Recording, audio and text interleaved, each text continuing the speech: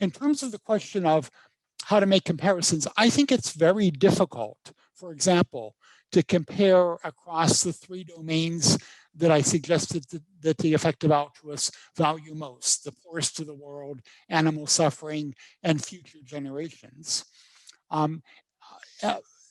Certainly people try to do it, but I think it's complex. But what I would say is, within category, some organizations are simply having greater impact than others. So let's assume that you're a big animal fan. And by the way, I'm a big animal fan. And I love my dog tremendously. I think dogs are the best thing imaginable.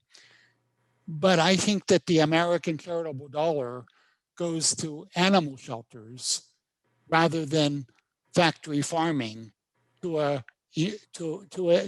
unfortunate degree. I think that we can save far more animal suffering by redirecting within the animal category to where the most suffering could be reduced. In terms of guidance, I'll give you 2 different websites that might be interesting to take a look at. One is givingmultiplier.org. So the 2 words put together as one, givingmultiplier.org, which was recently created by colleagues in the psychology department at Harvard, which will lay out the case for how you can create more effective altruism. And a more longer lasting site that's been around for a while is GiveWell. Again, GiveWell is one word.org. And both of them, I think, provide excellent advice on how to think through the hard questions that you're asking. The other thing about Becca's question is that I want to highlight it is a very tough problem. And quantifying pleasure and pain will always be difficult.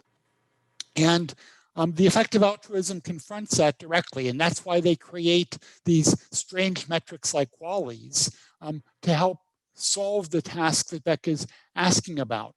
But I want to close by saying, just because it's hard doesn't mean that we shouldn't try hard to estimate where we can create the most good. And some issues are easy rather than hard, where we could easily see the inefficiency. I'll give you a quick one, the quick rule of thumb.